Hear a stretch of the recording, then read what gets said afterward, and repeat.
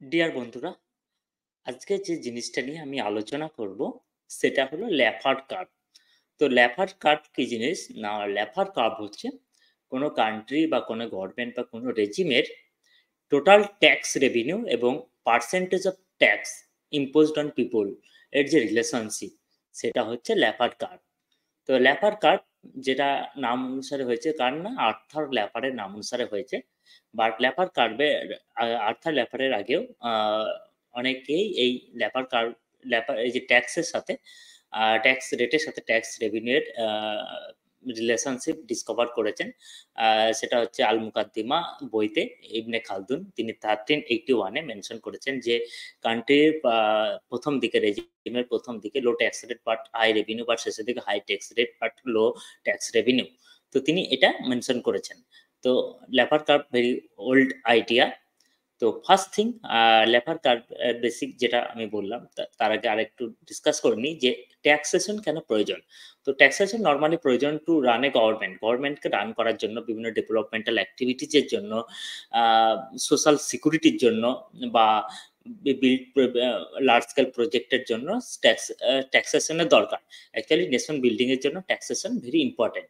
But যদি old age কিছু কিছু ইকোনমিক্স আছে যেগুলো very sovereign very high sovereign wealth fund, যেমন Abu Dhabi sovereign wealth fund বা সৌদি আরবের sovereign wealth fund, very big wealth fund আছে। বা ওয়েল রিচ ইকোনমিতে অনেক সময় ট্যাক্সেশনের দরকার হয় না, কারণ তাদের রেভিনিউ ন্যাচারাল রিসোর্স থেকেই সেটা হার্নেস করতে পারে। But most of the world economies are very highly dependent on taxation to the people, that is income tax, corporation tax, corporate tax, etc taxation. তো যখন যদি আমার ট্যাক্সেশন দরকার, আরেকটা জিনিস, without any constitutional act or act ছাড়া আমরা নতুন কোনো ট্যাক্স বার্ডেন আমরা সিটিজেনের উপরে দিতে পারি না ইন্ডিয়াতে বা মোস্ট অফ দ্য ওয়ার্ল্ডের কান্ট্রিতে। যে কোনো রকম লেজিসলেচার ল অ্যাক্ট পাস ছাড়া পার্লামেন্টে ট্যাক্সেশন সাধারণত ইম্পোজ করা যায় না। এটা অলমোস্ট অল ওভার দ্য ওয়ার্ল্ডেই প্রায় একই। তো ট্যাক্সেশন যে ট্যাক্স রেটের সাথে টোটাল ট্যাক্স কালেকশনের কি রকম সম্পর্ক, যে ল্যাফার কার্ভ যেটা হাইপারবোলিক কার্ভ এক ধরনের, যেটা ফর্ম করে যে যদি 0% ট্যাক্স হয় তাহলে কি হবে। যদি 0% ট্যাক্স হয় এবং কান্ট্রিতে যদি কোনো সিগনিফিক্যান্ট ন্যাচারাল রিসোর্স না থাকে, বা সভারেন ওয়েলথ ফান্ড না থাকে, বা any other source of income না থাকে কোনো দেশের, তাহলে কি হবে, সেই দেশটা রান করতে পারবে না। কারণ যদি ট্যাক্সেশন পার্সেন্টেজ 0% হয় তাহলে মানুষ কোনো ট্যাক্স পে করবে না।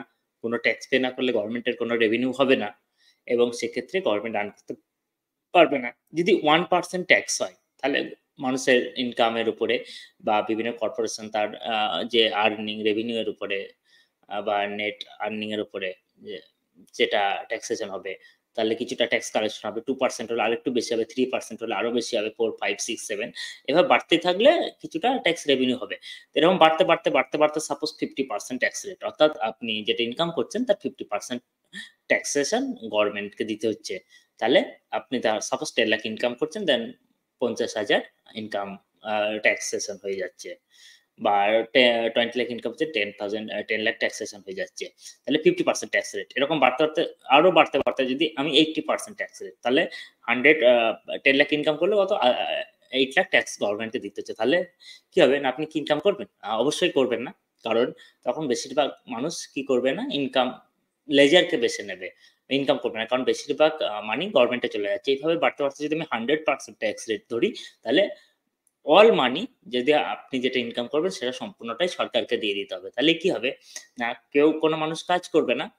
আর কেউ তারপরে হয়তো সরকার কোনো সেফটি নেট বা সোশ্যাল সিকিউরিটি দিল, তাহলে কেউ হয়তো সেইটা কোনো মানুষ কাজ করলো না, অথচ কোনো মানুষ কাজ না করলো, সে সম্পূর্ণ টাকা তাকে সরকারকে দিতে হলো। যে কাজ করলো না সে তো ইনকামই করেনি, অর্থাৎ তাকে দিতে হলো না, হয়তো কোনো সেফটি বা সোশ্যাল নেট বা ইনসেন্টিভ সে পেয়ে গেল। তাহলে মানুষ আলটিমেটলি কি করবে না, কাজ করবে না। এটা শেষে বিহেভিয়ারাল ইফেক্ট ফেলবে।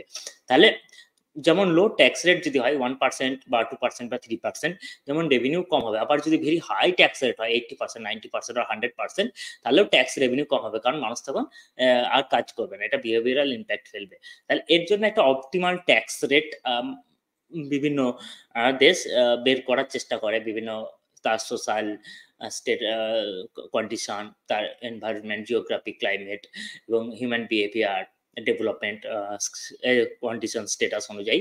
তো নরমালি এটা দেখা যায় যে নরমালি 20, 25, 30, 40% বিভিন্ন দেশে বিভিন্ন ট্যাক্স রেট থাকে। তো আমাদের দেশে যেমন প্রোগ্রেসিভ ট্যাক্স রেট আছে, যদি মানুষ বেশি ইনকাম করে তার ট্যাক্স রেটও আস্তে, আস্তে বাড়তে থাকে। আর সার্টেন অ্যামাউন্ট পর্যন্ত কোনো ট্যাক্স নেই। তারপরে 10%, 20, 30% এভাবে ট্যাক্স রেট বাড়তে থাকে। একে বলা হয় প্রোগ্রেসিভ ট্যাক্স রেজিম। তো নরমালি বিভিন্ন দেশে বিভিন্ন রকম হয়। নরমালি 20 to 30, 40% এর মধ্যে বা ফ্রান্সে কিছুদিন আগে 45 বা 50% ট্যাক্স রেট ছিল। তো এটা নরমালি 20 to 40% এর মধ্যে থাকে। তো এই যে রিলেশনশিপ, যে হাইপারবোলিক একটা কার্ভ, এখান 0 থেকে শুরু হচ্ছে, দেন এখানে এসে 100, যে এই যে রেভিনিউ এর যে রিলেশনশিপ, টোটাল রেভিনিউ কালেকশন। তো দেখা যায় যে টোটাল রেভিনিউ কালেকশন যেটা 40, 45 বা 30, 35 এর দিকে বেশি হয়।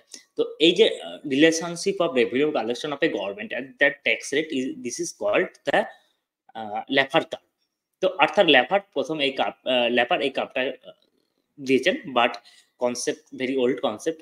First time Al Muqaddimah, a book written by Ibn Khaldun, a very genius person.